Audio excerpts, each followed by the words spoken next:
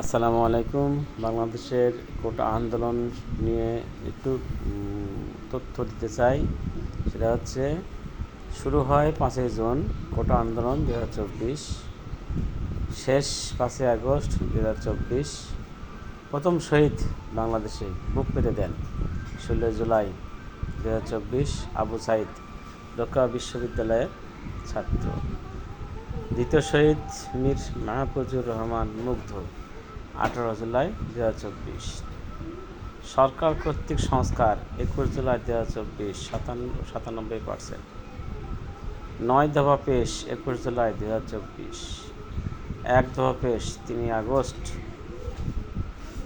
2024।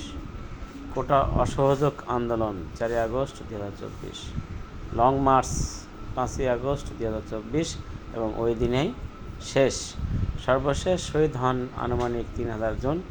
এই কথাগুলো টাইমলাইনে রেখে দিন, ভবিষ্যতে কাজে লাগবে বা লাগতে পারে। তাই সবাইকে ধন্যবাদ জানিয়ে আমি শেষ করছি। আমার এই পেজটা ফলো দিতে শেষ করুন।